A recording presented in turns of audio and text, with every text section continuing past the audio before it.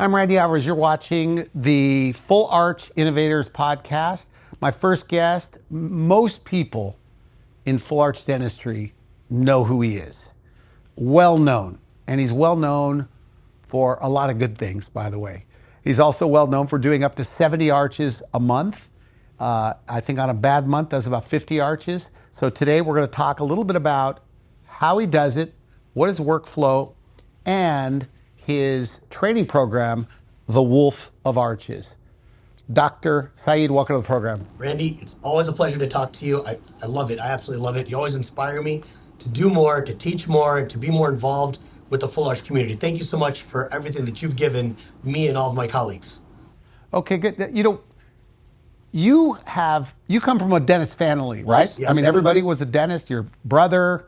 Well, my mom, my sisters, but everyone else is a physician. So 50-50.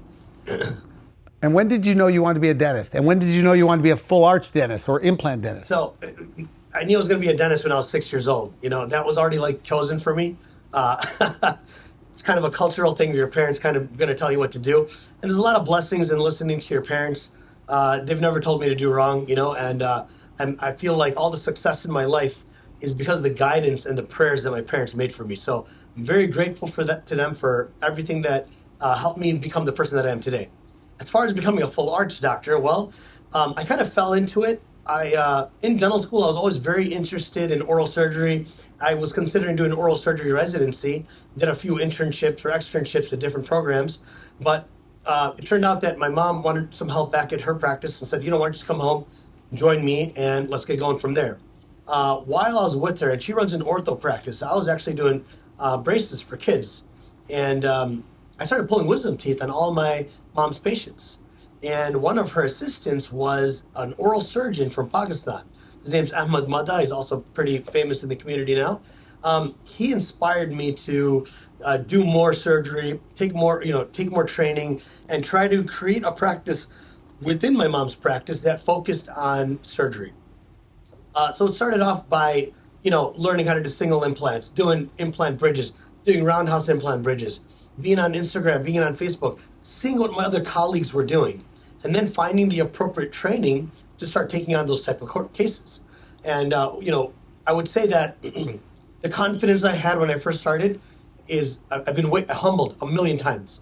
And now I'm at a point where every course that I take, every colleague that I meet, I'm learning I have so much more to learn.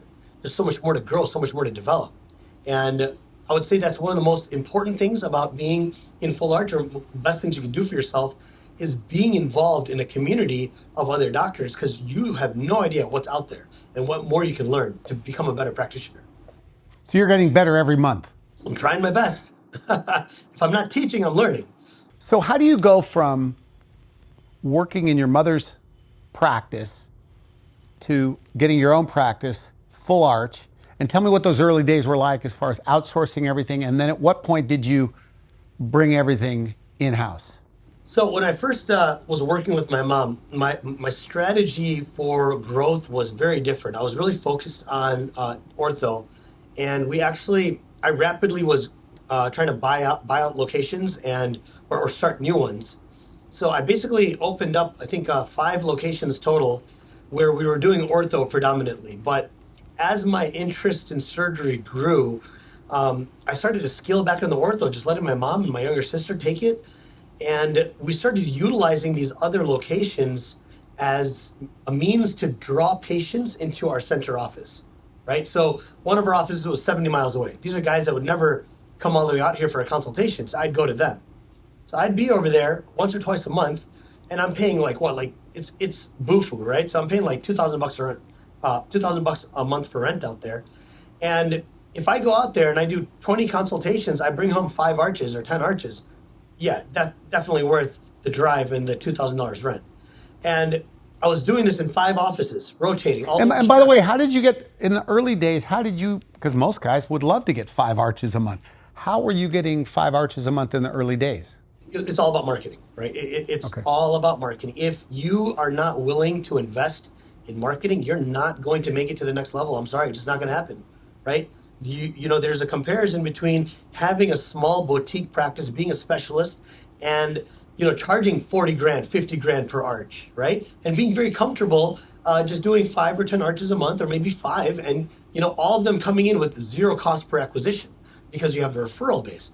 Now that doesn't happen for everybody. That doesn't happen for every specialist, right? When you start wanting to do volume, number one, you got to be competitively priced. Number two, your name has to be visible, right? There's 1,000 doctors just like you in your city who got the same training, just as handsome, drive the same car, wife's just as pretty, and they're putting money into marketing. So their face is going to be seen. Patients are going to choose them, not you, because nobody's going through a phone book anymore looking at names and what sounds nice. They're looking for a beautiful ad, a doctor who looks like he knows what he's doing, results, before and afters, a system that looks like it's been working out well for thousands of other patients. That's the doctor they're going to trust. Okay, so that's what I would say for doctors that are early on thinking about getting into it. In regards to how much we spent, yeah, I started with a small amount, $2,000 a month. But once I made, and it took me 3 months before I made $1. 3 months. You got to stay consistent. You'll see a lot of people give up. You look at your own office and you try to see what went wrong. Something wrong with the phone calls. When were the phone calls being answered? Who got back to that lead right away? All of these questions need to be answered, and those questions you got to ask yourself and your own staff. So after I spent $2,000, after 3 months, I finally got my first case for $6 grand. I was like, yes, I made it. 2,000 quickly became 5. 5,000 quickly became 10. 10 became 20, 30, 40, 50. At the time that I was at $35,000 a month, I remember this very distinctly because you remember all the times you had severe challenges in your office. For some reason, we're spending this money, we weren't getting leads. And I actually had to borrow $35K to pay for the next month. And that actually happens. Everyone looks at everyone's success. Nobody looks at their challenges, right? So the thing that we did, we remained consistent and we weren't. So you started small, and then as you got a return, you increased your budget. Right, exactly. What do you say to the dentist listening to this that says, well, I'm going to wait until I get my printer. I'm going to wait until I train my team. I'm going to wait until I get my photogrammetry, or, they've got all of these things they're waiting for before they start marketing. Do you think that's a mistake? What I would say that the number one thing that what these docs got to do, if you're starting your office, right, and you're like, you know what, I want to open up a full arch practice. What I would say, unless you have, millions of dollars, doing a full arch center itself is probably not the best idea. Rather, have it be a part of a practice that does general, maybe it's multi-specialty, you have an oral surgeon, a perio coming in, because you need some means of generating some income for yourself and having money that you can invest into marketing or invest into technology.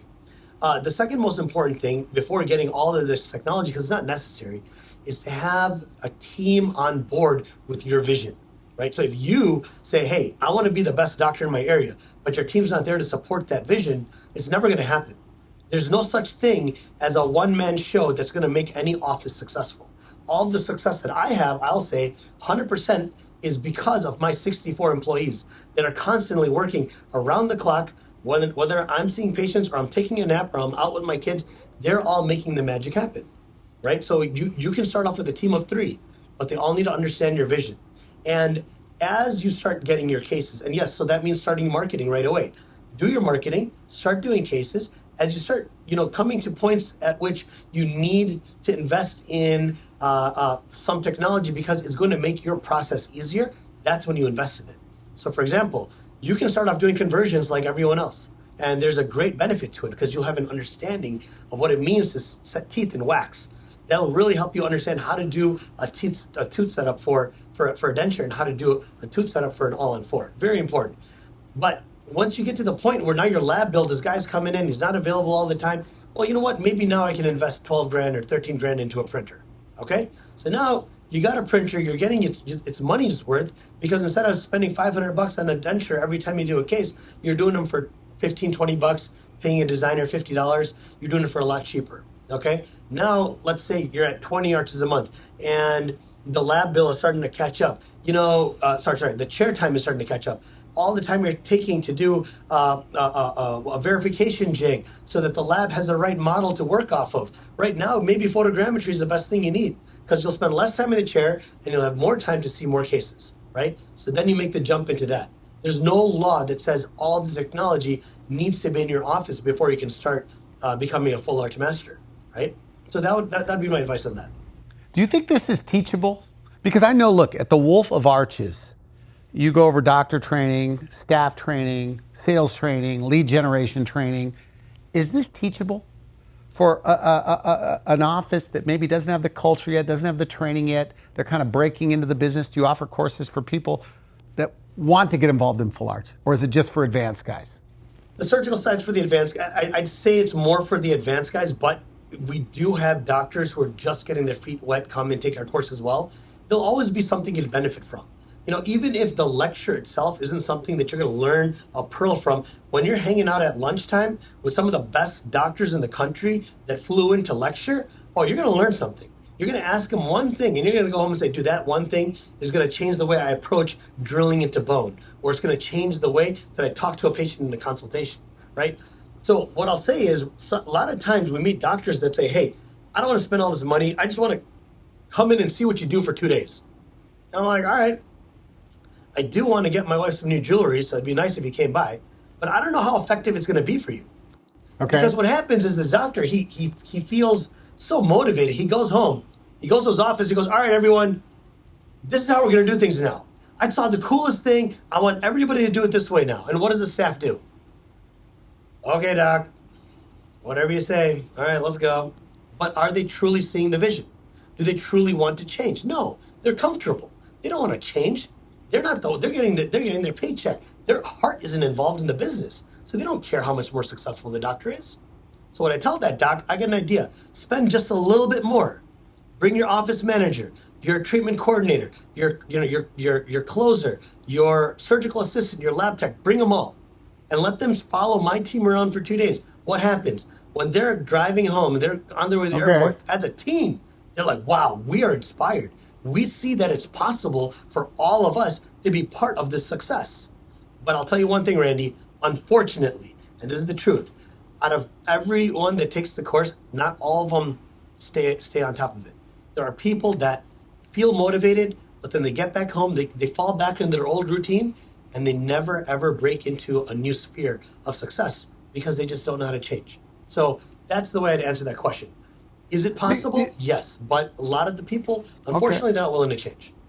I see dentists every single week here in the studio, and they'll ask me, do you know how he does it? How's he doing 50 arches? How is he doing 70 arches? And I used to say, I think he's exaggerating. And I said this to somebody that was in our green room, and she said, no, I shadowed him. That's what they're doing. So it amazes me that these people are all trying to figure out what you're doing when they have access to find out exactly what you're doing, right? Exactly. Yeah, and we're an open book. Like you can, if you ask, go to Full Arch Masters with Ryan Dunlop. Ask Ryan. Ask any of his closest friends. We tell them, come by our office. Come see how we do it. We want to show you. We want the people to know, and it is very possible. And I'll tell you why. Again, it's not a one-man show. You have to have this understanding. You have to motivate your team. You have to enable your team. You have to encourage your team. You have to let them be a part of the success. So when we do they get incentives in your practice? We do have incentives for our patients and for our assistants. And one of the things that I like to do is I don't even put it on paper. When we do really well, we take some of our earnings and we distribute it to everyone because we want everyone to feel like that's nice. They deserve it. Hi IRS. I hope you're not watching. I'm just kidding. No. Everything's documented. Whatever. But anyways, you got to understand that this success only happens when everyone knows exactly what they're doing, right? So that means when I walk into the surgery room, all the pre-op stuff is done perfectly. The assistants know exactly how I like to do my surgery. When my hand goes up, they know exactly what it needs without my eyes having to move. And when the surgery is done, the post-op team knows exactly what to do, exactly where to move the patient into the recovery room to. The lab is on point. The printers are working. No misprints, no designers sleeping. The people that are painting characterizing the teeth are doing a wonderful job. No one's passed out on the desk. And when the patient gets those teeth and they're in the mouth, the patient's happy, right? When you do this, rinse and repeat over and over again, it becomes easy. It doesn't have to be hard. And here's one more way to look at it. If you work 20 days a month, out of a month, 30 days, right? Take 10 days off, okay?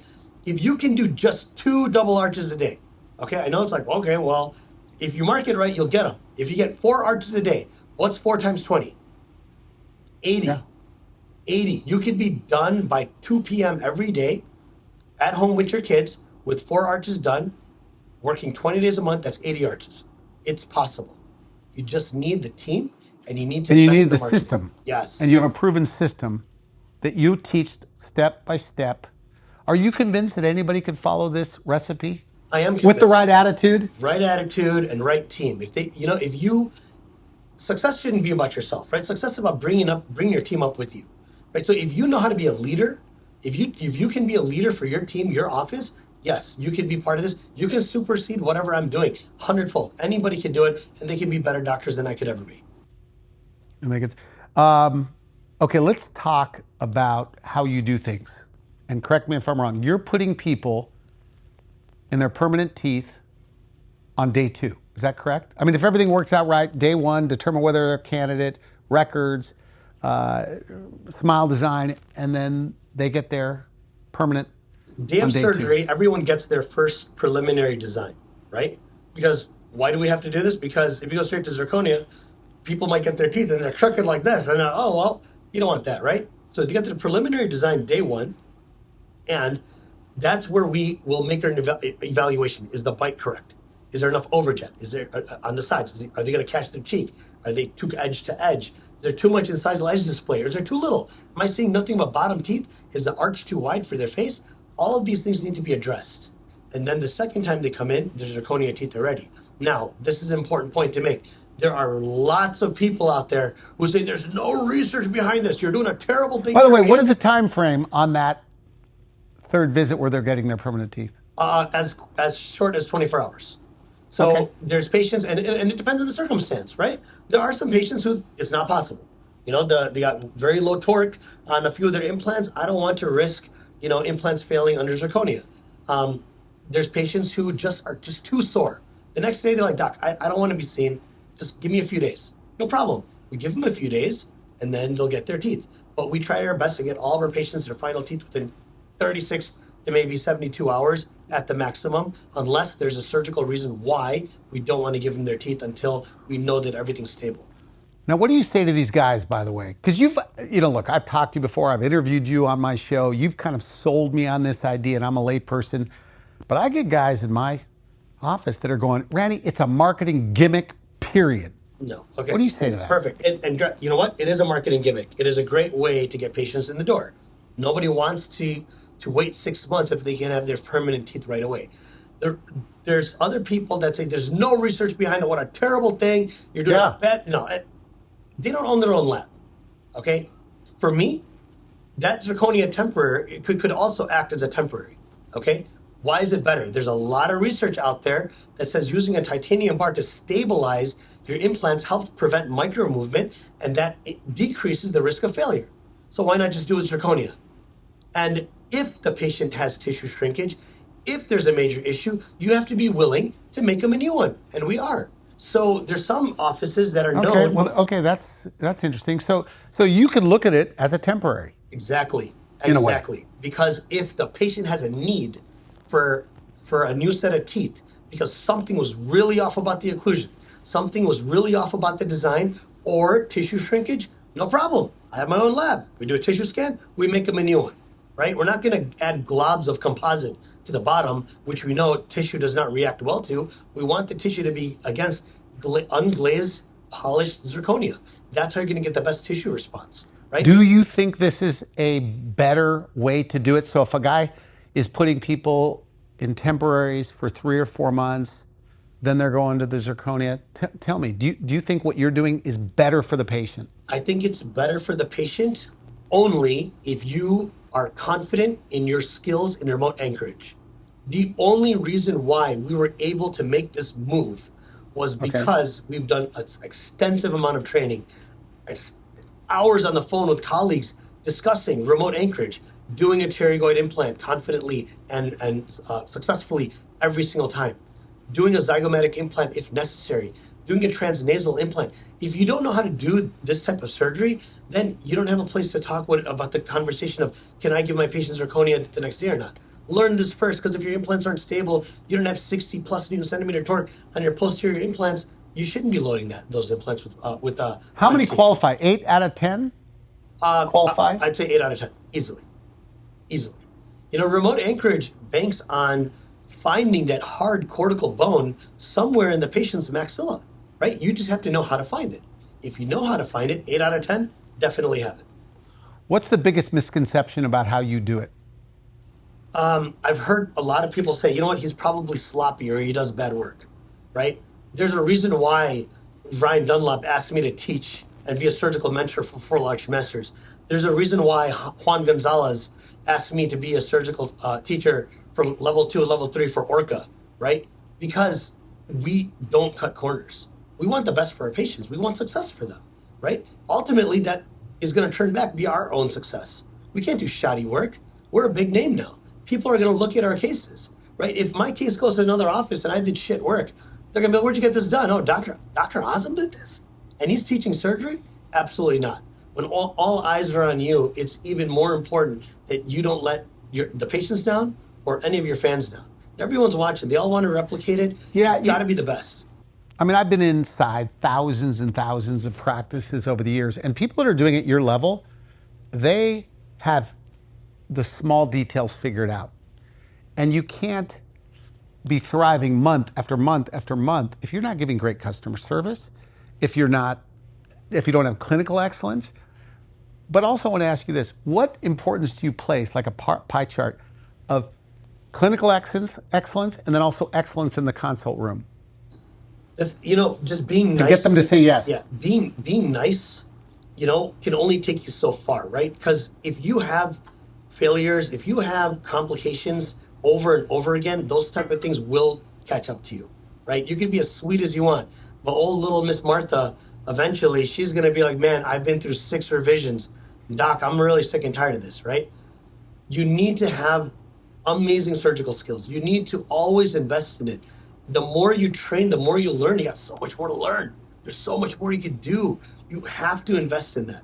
Now, as you mentioned, the front office, the consult, this is very important too. It's not to say that it's not important at all. I think surgery is like a prerequisite, like your surgical skills are a prerequisite to have an office that does full arch. But your consultation is exceptionally important too. You need the patient to feel as if you're trying to help them solve this with them. You're not supposed to be their adversary where you're sitting across from them trying to figure out how you can juice them for 40 grand.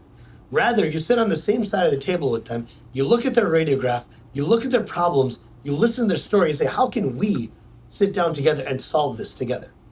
As soon as they see like you're on my side, you want to help me, help myself. I get it, man, let's work on this. You're not in it for you, right? That's how you get patients' trust. And you got to be genuine, of course. It's not just a farce. This is important. Build this relationship with these people because they're putting their trust in you, right? With their health, their life, right? Give them that, give them that respect. But understand that you got to be on the same team as them, and you'll be closing cases much faster than you'll imagine. And so, in marketing, we call it the big idea. The big idea is you want to own the problem in your area. So, for example, in your area, if somebody has bleeding gums, bad breath, loose teeth, can't eat, can't chew, have a loose-fitting denture, you have a fix to their problem. And it's interesting that you said that, especially as a leader. Whenever I go inside these practices, it always amazes me that the philosophy and the approach is the patient understands that they have a problem and you understand what their problems are, but you also, in a crystal clear way, talk about how to fix their problem. Mm-hmm. Of course. And that comes natural to you. Of course. Is that right? Or did you read that in books? I love to talk about it, I guess. I mean, for me, my mom, she always told me, like, make things easy, right? Make it cost less and explain it to the patient in a way that they can understand.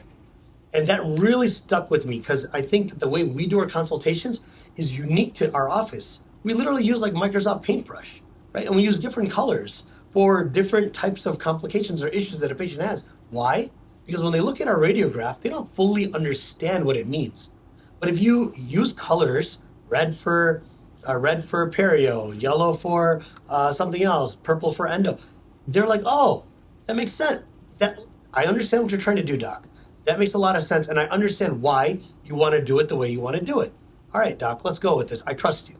Let's go with it. So there's definitely an art of explanation. Of course.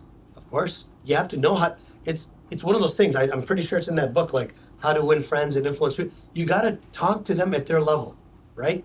You can't sit there spinning medical jargon and dental jargon at a patient who's, works in law enforcement or, works at the supermarket. They're not going to understand.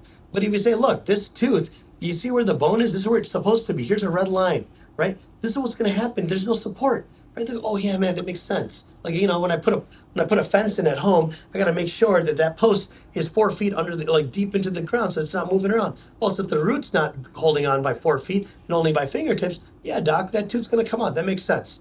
All right, what's your solution? Thanks for pointing it out to me. You tell me what I got to do. Right? Do you hear a lot patients saying, nobody's ever told me that before?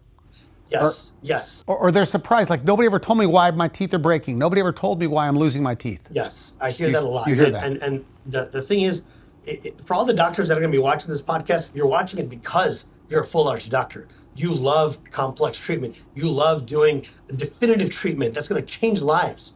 The problem is that 98% of dentists don't really care. Honestly, they don't. Fine, maybe I'm making a huge stereotype. Maybe there's 10% that do. But the rest of them, they want to go to work 4 days a week, drill, fill, crown, and go home and spend 3 days on the lake with their wife and kids. Great, you figured out your life. You want to spend it with your wife and kids. That's cool. You want to go mountain biking. That's cool. But the problem is, there's a large opportunity being missed, right? Where you can help save these patients from ever becoming my patient, right? And I get that a lot. I see these patients. I'm like, so, tell me about your dental history. I see you got a lot of fillings and you got a lot of crowns. How'd you get all this perio? I've been going to a dentist for 15 years, doc. I'm like, oh man, have they ever referred you to a periodontist? No, they never told me I needed to. Okay, did they ever try doing what's called osseous surgery? Did they ever try to lift your gums up and clean stuff? No, not really, doc. Well, guess what? Technically, that's called supervised neglect, right? Because you're watching a patient deteriorate, and rather than sending them to where they can get the care they need or being trained in giving them the care they need, you watch them suffer. And unfortunately, it happens way too often. It happens way too often. Education is a super duper important thing, and it can be as simple as, obviously the doctors need to teach their patients when they're in for their hygiene exams. But if you consider one important thing, when does a person actually learn how to brush their teeth properly? The only time they learn is in second grade or first grade when they walk in with a model of teeth this big, and a hygienist goes, all right, kids, this is how you brush. But that's it. That's the only training they get, right? Like I have a patient, 85 years old, and this is back when I used to do some more general. He's like, doc, every time I see you, you tell me I owe you some more money. You find another hole, you find something else. And he's like, I've been brushing my teeth for 85 years. What am I doing wrong? I'm like, how about this? How about I brush your teeth for you? He held a mirror, brushed his teeth, and he said, doc, in 85 years, my teeth haven't been brushed like that. And I was like, well, you got to go back to kindergarten, pay attention to that big old model with the teeth, because some people, they just don't get that formal training.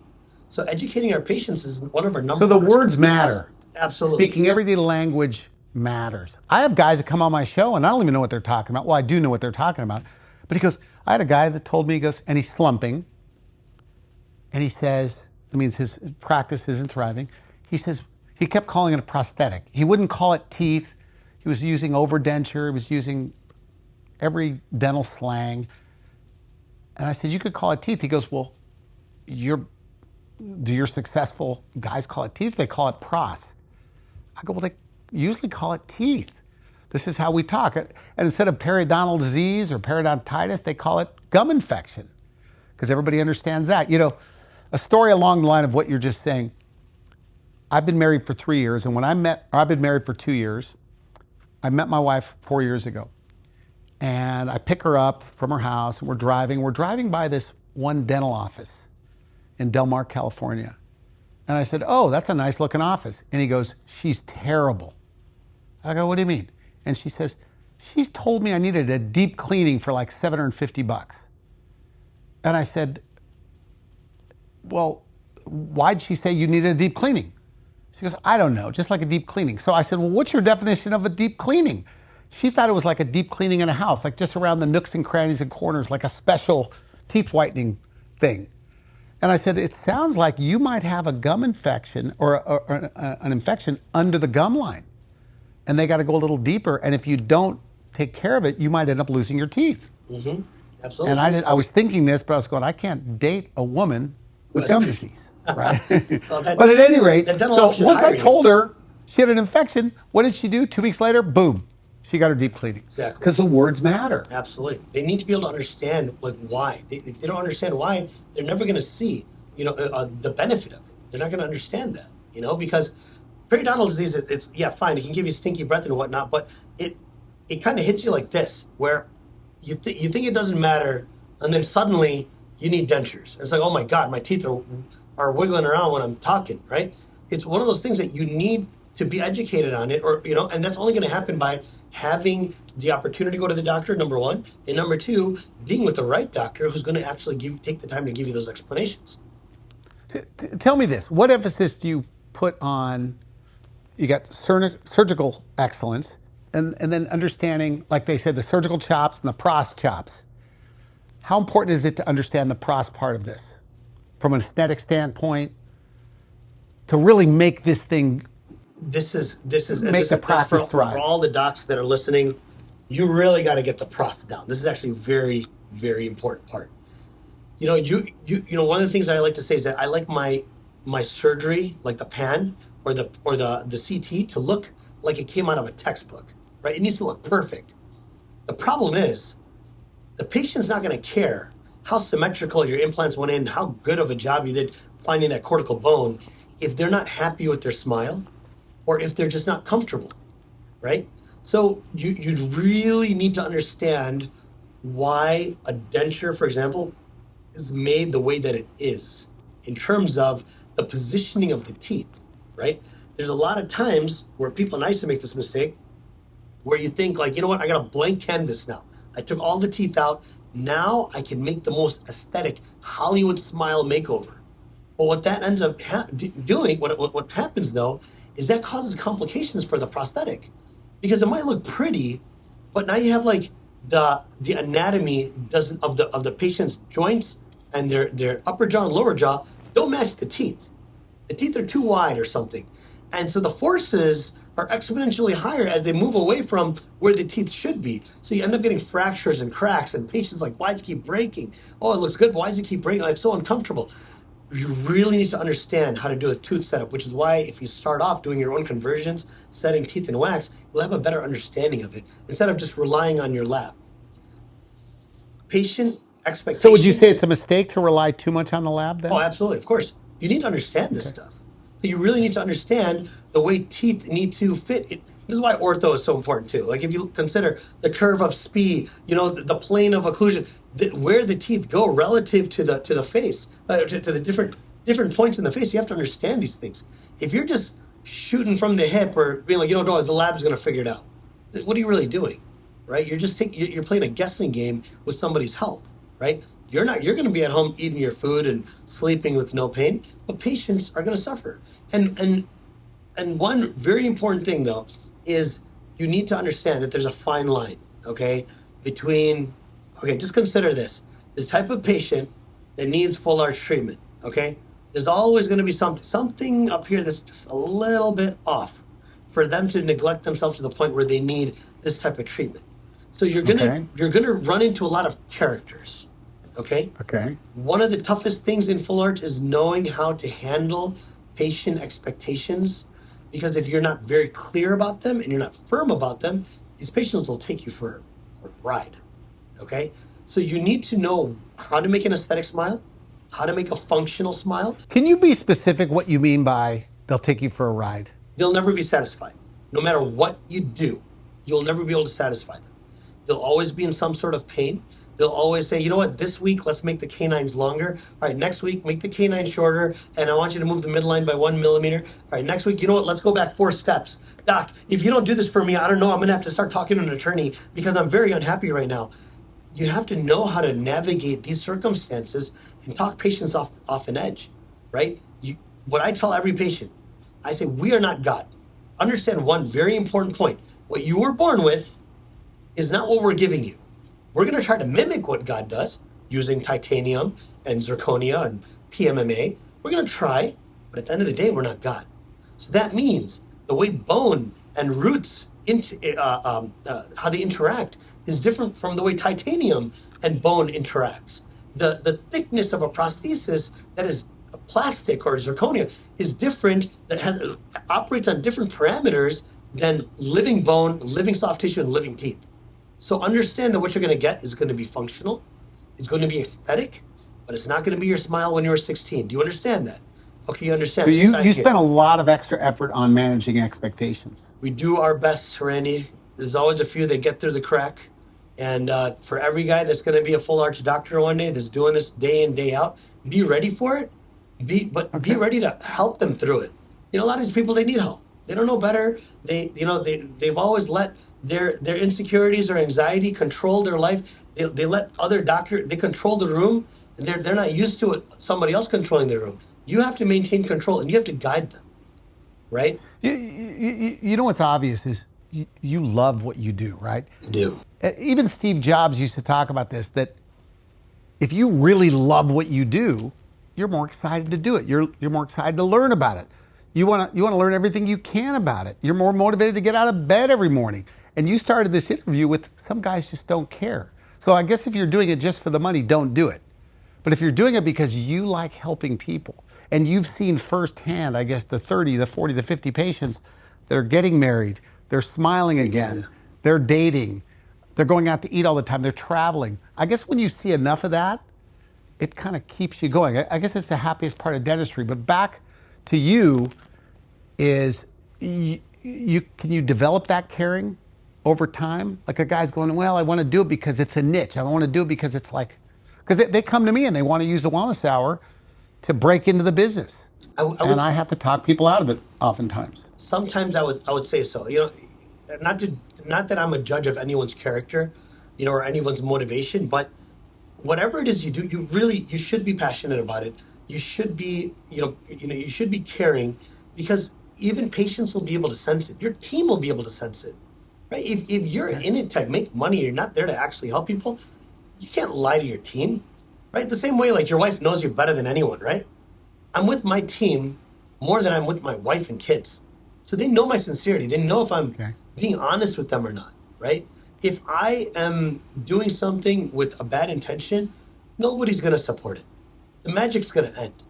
Everyone needs to have a clean heart, clean intention, and you'll have success. God backs up people with clean intentions and good good character. Have those things. Try, emphasize those things. It's not just about, like, sometimes people say, like, oh, religion and politics, we shouldn't talk about that stuff. Some of this is important. We're doctors, right? Having good character, having good intentions is a very important part of who we are. And we should talk about it. It is important. How important is it, in your view, to go to, if you're going to learn implant dentistry, people that are listening to this, some of them are going to be new to this, going to somebody that has business success and clinical success, and whoever do you think that that's important? Because there's people doing courses. I know somebody, they have the sleepiest practice. They might do 2 arches a month. They got huge turnover with the team, and they're teaching implant dentistry. So again, it's another one of those things where, hey, what's another way that I can make a lot of money with little liability? They won't even have a teaching center, but they're really good at Google marketing, or they're really good at, using AI to push them up organically and be like the best training center in California or something, but they're really not. You need to be sincere, right? You need to be sincere in your training before you start taking on other people and teaching them your philosophy. You need to teach them how to be sincere and be good to others. So that's what I'll say about that. But for somebody learning, yes, have mentors. This is one thing I'll tell you about full arch. It's different than regular dentistry. Regular dentistry, the oral surgeon will say, you're GP, you're not supposed to be pulling this tooth. Peri will say, hey, dude, what are you doing? Gum graft, that's not for you. Send it to me. Ortho, how dare you? How dare you move teeth? That is horrible, right? They even have propaganda out there, orthodontists and whatever, about don't let a general dentist do this. But in full arch, it's a very different thing, because you're blending the importance of surgery, prost, perio, all together. And some of the best teachers and the best doctors that are doing this are what? Guess what? Super GPs. in my office, I have periodontists, oral surgeons that come learn from me. And yeah, guess what? I'm an oral surgeon. I did this residency, but they didn't learn about full arch. They don't understand the importance of putting the implant deep into the bone for its protection, or how to time it so that the multi-unit is coming out the right direction, so the screw channel is not coming out to the front of the tooth. They don't understand that unless they get trained in it, which usually happens in courses like Full Arch Masters or Orca, right? So what you'll see is this camaraderie, right? You know, you Joseph Camarada, Kansas City. He is an oral surgeon and a plastic surgeon. Talk about certified badass. That's him. I know him, yeah. And guess what? He's asking me, hey, what do you think about this? What do you think about that? Or I got a periodontist, his wife's a prosthodontist in Florida, asking me to fly down and teach them how to do full arch, right? Why? Because in full arch, people don't care about your titles anymore. They care about who is actually passionate and understands the surgery and is willing to teach it. So there's a lot of camaraderie. That's what I love about full arch. And that's why if you're a full arch doctor and want to be a full arch doctor, you got to join these communities. You got to get proper training, find a mentor, and God willing, you'll see great success in what you do. When you look back at your career, if you could do something differently to get to where you are faster, what would you have had to do? I wish I always, now I've been in this about 10 years, or I've been practicing for 12. I've done, I'd say, over 9,000 arches, which I can promise you is more than most people would even think they'd ever achieve in 10 years. I used to always think, man, I wish I had some more surgical training. I wish I started marketing earlier. I wish I, developed my team earlier. Now that I'm this far out, one of the most crucial things to me is patient safety. And when I was younger, I didn't understand it. I really didn't. But as you start doing more cases and seeing things go wrong, because things go wrong, the more you do, the more you're going to see. The more I wish I got my IV certification license early, not so I could sedate a patient, but so that I have access to a patient's bloodstream to help control their heart rate, to help control their blood pressure, to know what to do when something's wrong, when the patient's not responding. You need to know this stuff. Otherwise, unfortunately, and listen, it happens to the best of us. We can care all we want. Complications happen, things can go wrong. But if I were to talk to the younger me, I would say, learn how to place an IV, learn how to use ephedrine, learn how to use labetalol, learn how to use atropine, learn how to use hydrochloric, all these medications to help keep the patient safe. So that's my number. You lay this out in the course. I'm so sorry? You lay this out in your course. Oh yeah, we tell them, of course. The Wolf of Arches. Yeah. So where'd you come up with that name? The Wolf of Arches is funny, is that Dr. Manveer Singh, who's the Dylan Digital, he owns a big full arch lab. He services a lot of doctors around the country. Him and my manager is Ahmed Madha. He's the guy who we call the Wolf of Arches. He's the guy that came up with the name. Why? Because there isn't a better closer in the country. You can have the pinkest lipstick and the tallest heels, but you can't mess with my man Ahmed Madha. I promise you that. Ask anyone in the country that's heavy into full arch. They heard his name 1,000 times. He's way more famous than I am. So Wolf of Arches is based on him. This company was for him and his family, so they can have something that they can fall back on one day. What we wanted to do is create a service that is around the full arch game, right? And why? Because we looked around, we're like, dude, everyone's making money off of the full arch. I'm doing all the liability, and here I am paying Randy to do my marketing. Like, everyone's making money off me. So we were like, you know what? Let's create a service for the full arch docs so we can join that group of people that are benefiting off their blood, sweat, and tears. Number one, biggest problem doctors have. They have all this money for marketing. They don't know how to handle their leads. Their team's not ready for it. So what did we do? We created an on-site in America call center and a second one overseas for after hours to help handle a doctor's leads. And what happens is they get a report with accountability. When was a patient called? A timestamp. When were they called again? When were they called again? What was the conversation that took place? Reactivation of old leads 3 months ago. When were they called? When were they called again? When were they called after that? Conversation of what actually happened. So now the doctor who spent all this money on marketing, he doesn't have to rely on his team that wants to get home at 5 because they got to put meatloaf in the oven. There's a team dedicated to making sure their consultations are fully booked. Number one. Number two, the doctors that want to get into full arch but have no idea what remote anchorage is or how to start dabbling in it. Well, they can come see me at Orca or Full Arch Masters Advanced Surgery Training, but they can also come in our office, do over-the-shoulder one-on-one training where we go over the nuances of doing a successful remote anchorage case. Then team training.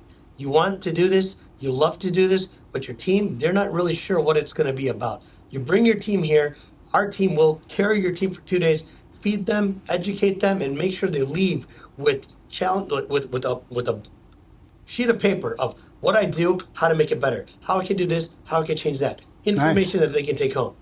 Then we also have our own lab. Of course, Ace Dental has a full arch lab. We have doctors from all over the country that send us their cases. We've been told that some our designers are the best designers in the country. We'll get your zirconia back out to you in 3 to 4 days. Beautifully characterized, second to none. And I'd say the last thing that we started to help doctors with now is lead generation, which has become a huge issue in full arch, especially in 2025. For doctors that are getting into this, don't put all your eggs in one basket. You need to have multiple patient acquisition streams.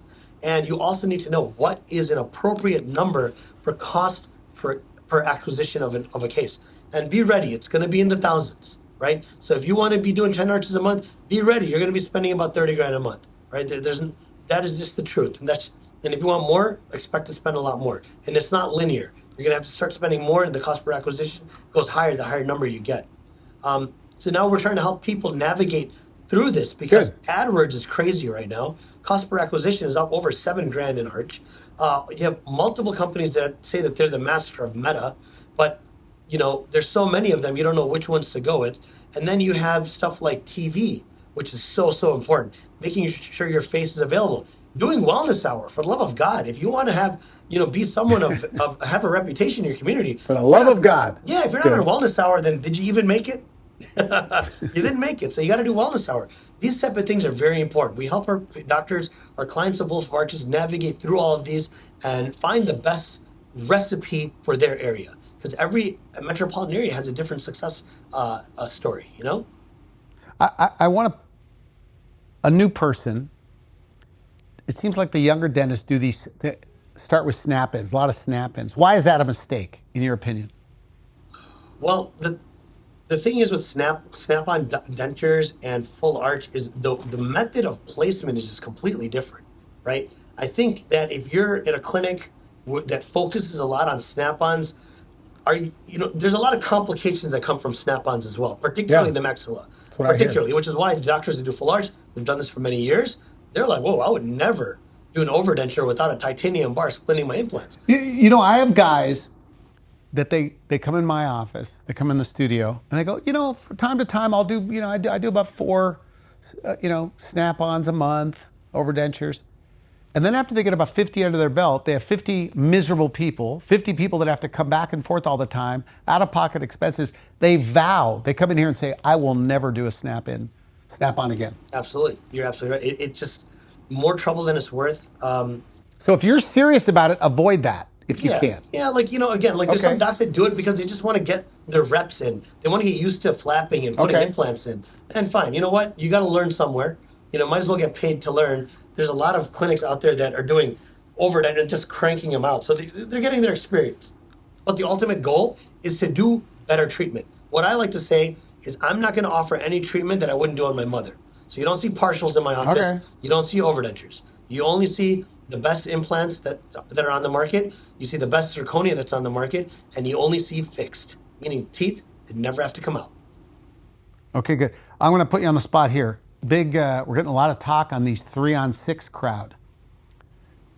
Did you comment on that? Yeah, sure. I'm doing 3-on-6 training in a few months. Whatever, if they're listening, they can hear this. Maybe my reasoning isn't the same as everyone else's. I want to benefit from their marketing strategy, right? I don't believe in 3-on-6. I think that the prosthesis should be one piece, but at the same time, I'm not going to say it doesn't work, right? Because there's many ways to skin a cat. If you're giving a patient fixed teeth and you basically do 3 implant bridges, I've done them in the past and they're very successful. So I'm not going to spit shade on somebody who's teaching it. The problem though is when you try to take all of your cases and put them in one basket, right? 3-on-6 is a FP1 prosthetic, meaning teeth only. And sometimes, yeah, you can elongate them a little bit. Should have been an FP2, but instead of putting pink on it, you made the teeth a little bit bigger. That's acceptable. But now what happens when you take a case that needs an FP3 because the bone has just been destroyed by years of perio, and now you're like, yeah, I do 3-on-6. That's not the case for 3-on-6. That's a case that requires, it's a composite defect.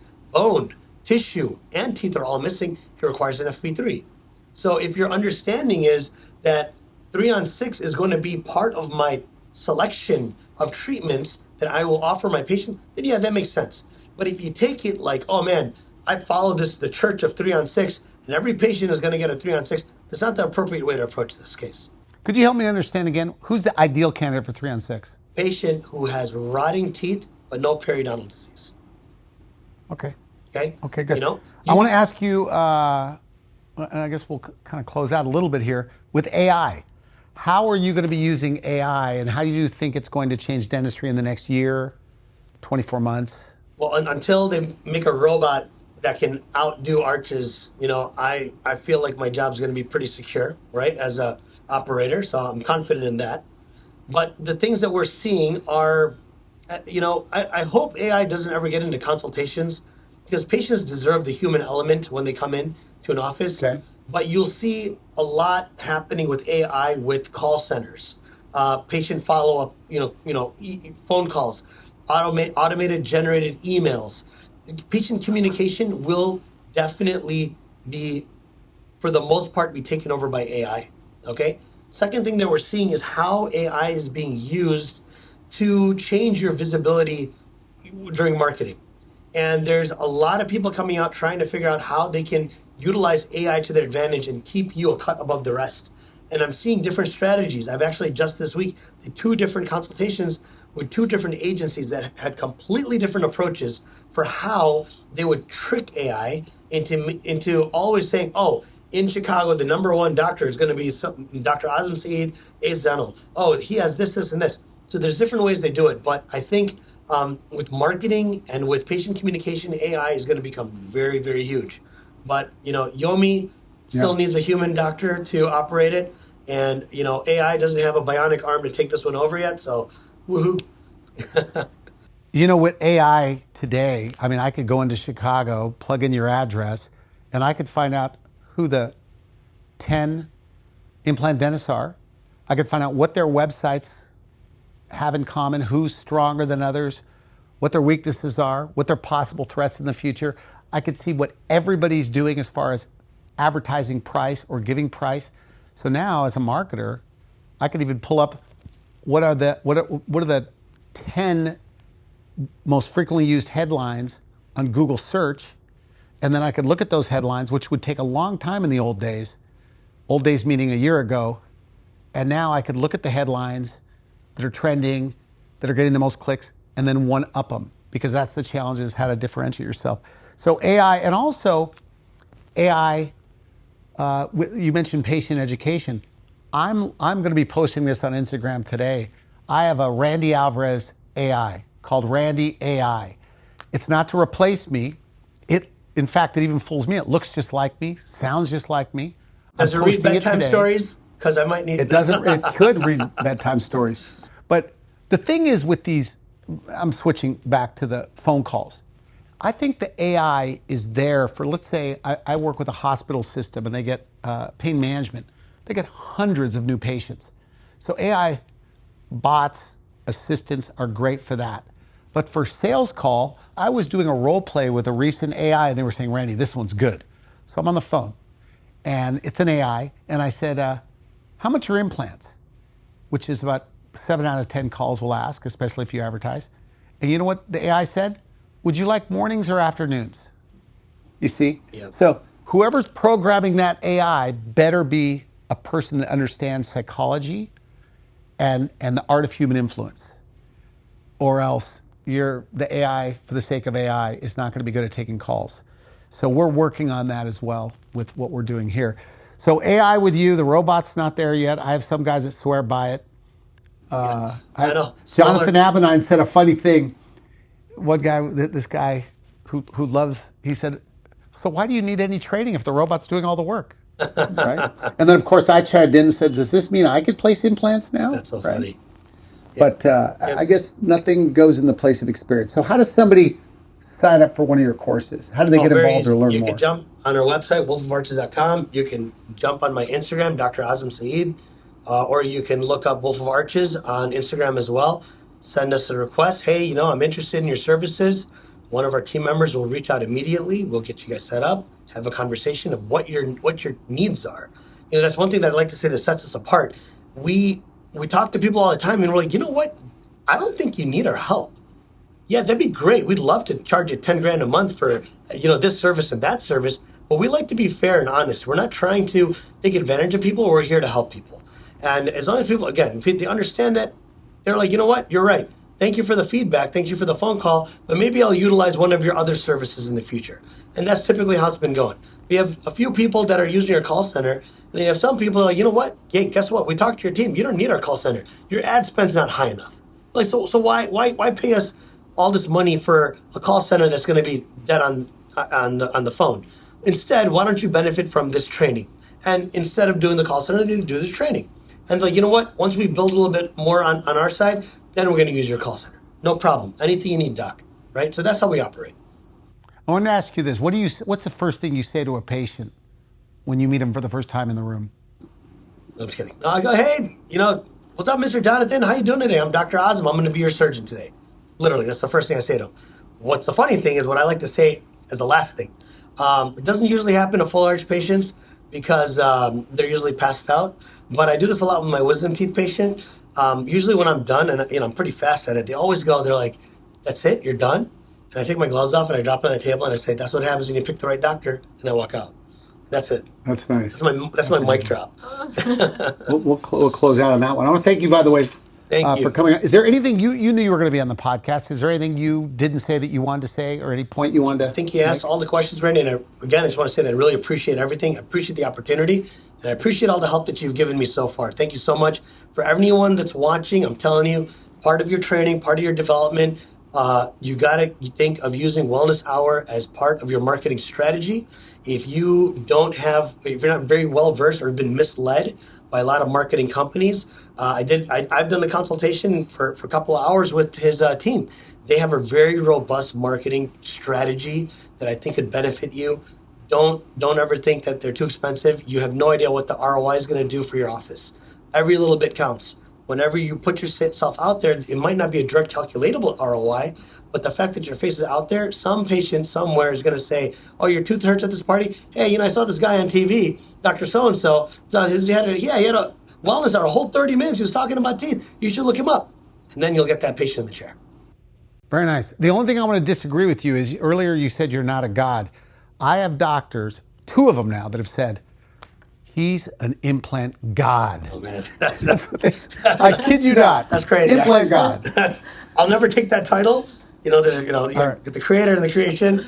But I appreciate that, and any docs that watch this because they're like, oh, I love Dr. Azam, whatever. I love you guys, man. Thanks for always supporting me and wishing well for me. That's very important to me. And if you ever need help in your practice or any case, don't feel shy to hit me up. I'm always here for you.